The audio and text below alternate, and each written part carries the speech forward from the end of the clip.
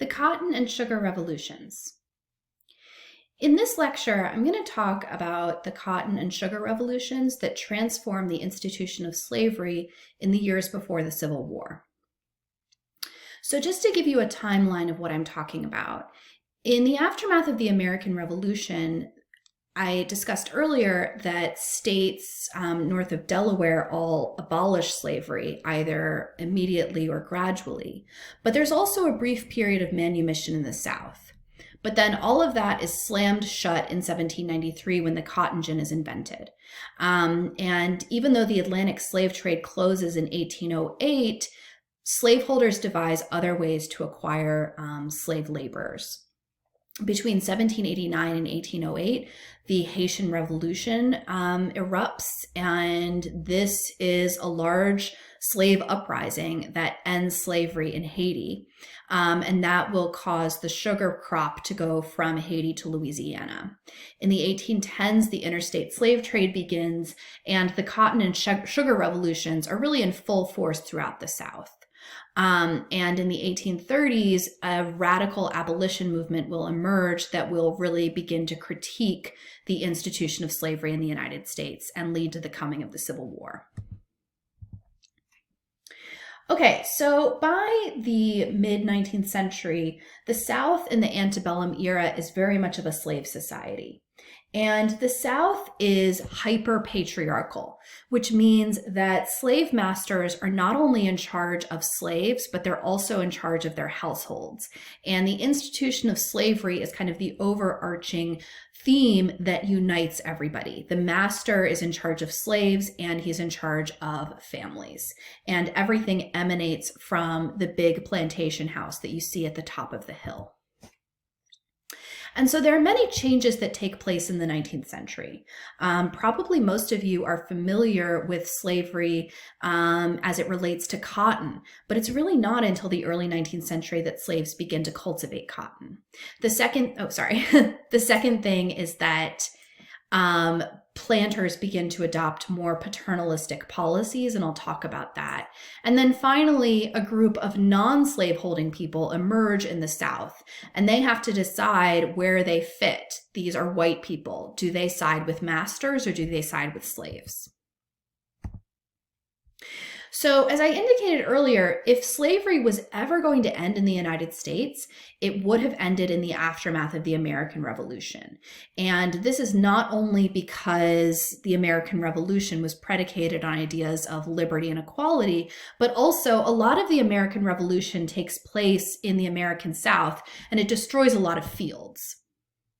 And so in the aftermath of the American Revolution, slaves will begin to connect their liberation with the liberation of the nation. So, for example, Elizabeth Freeman sues the colony of Massachusetts in the new state of Massachusetts for her freedom. And so every state in the North ends slavery between 1777 and 1817. But in the South, states also begin to enact what are called manumission laws. And these laws free slaves by will or deed. And so some Southern states will enact manumission laws that will lead to the population of free African Americans in the South. But this is just a brief period because this is only gearing up for the Cotton Revolution. So the Cotton Revolution is a major transformative economic process that occurs in the South in the 19th century.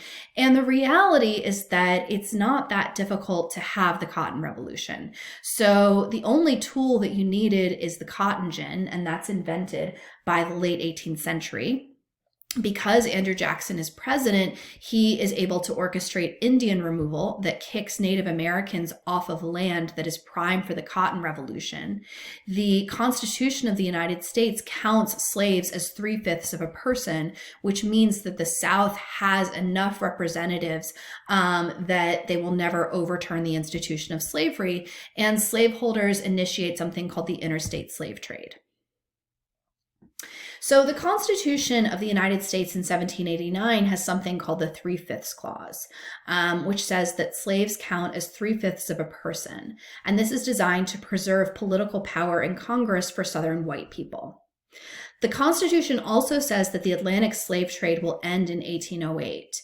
And this seems like a big deal, but it actually isn't. If you can remember from earlier lectures, only about 550,000 Africans are ever imported into the United States. The strength of slavery in the United States really rests on the fact that the nation has a reproductive slave population. And so women are continually bearing children, and so they're producing slaves that way, rather than acquiring them from the Atlantic slave trade. And finally, the Constitution has a fugitive slave law, which says that any slave who escapes slavery can be captured and re-enslaved. Additionally, the United States has an electoral college, and the 3/5 clause also applies to the electoral college, which means that for the first 60 years of the presidency, in 48 of those years, presidents are slaveholders. So this stretches from everybody from George Washington to Thomas Jefferson to Andrew Jackson and James Madison. So after it is decided that the Atlantic slave trade will end, you can see between 1781 and 1810, slaveholders do import about 91,000 Africans to really maximize their slave population. And this is a map that shows the Cotton Belt. So in this period, new states are formed for the cultivation of cotton, including Florida, Arkansas, Texas, Alabama, Mississippi, Louisiana, Kentucky, and Tennessee, and Georgia.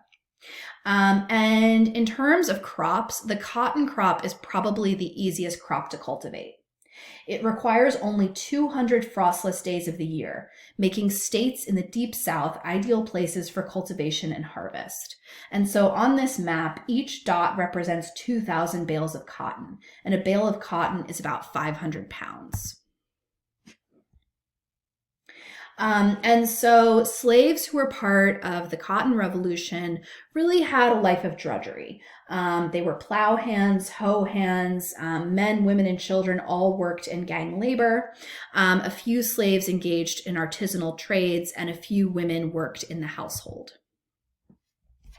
And so a farmer's register really kind of illustrated the rule, which is that people were continuing to push westward and producing as much cotton as they possibly could.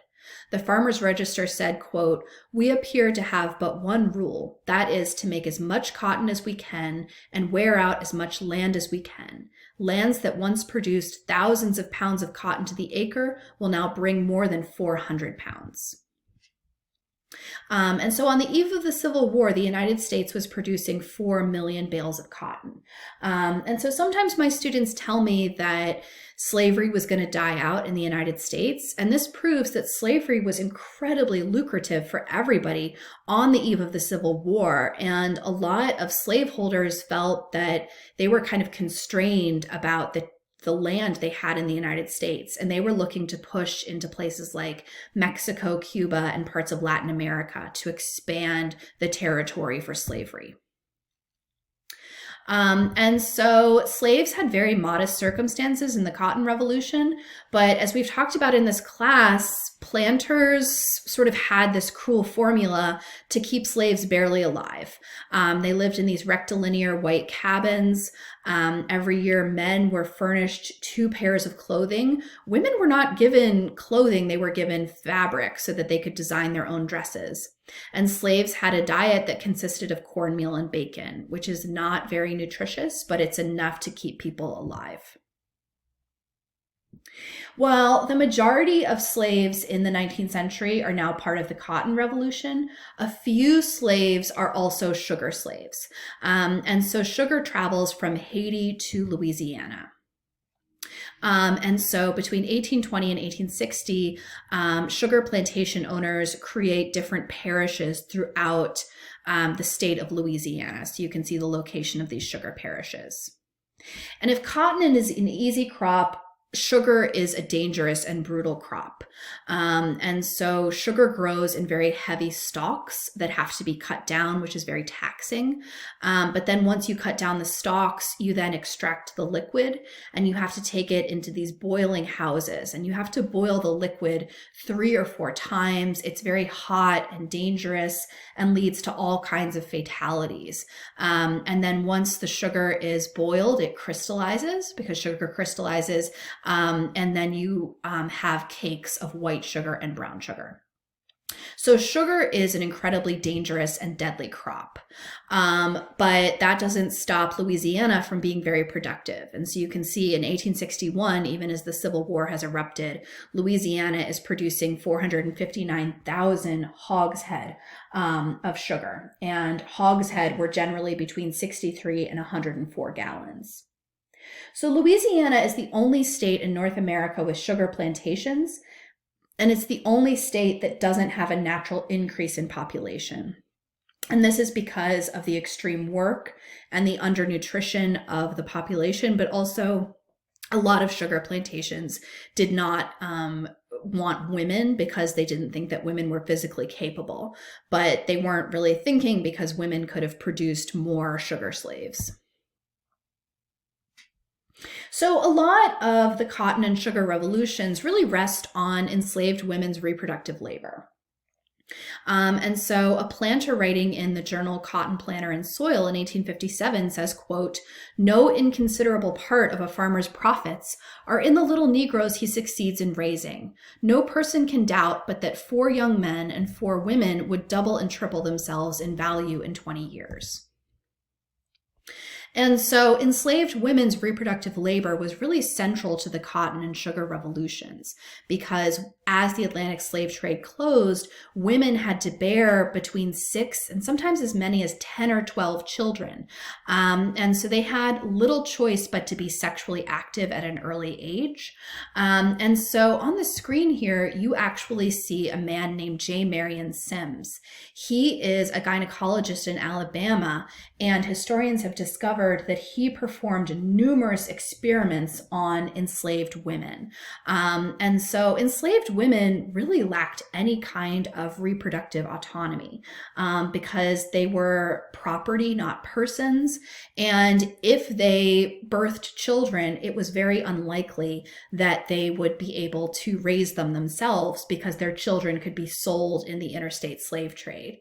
And finally, enslaved women did not own their bodies, and they were subject to all kinds of rape and sexual abuse at the hands of slaveholders and a lot of white doctors in the South.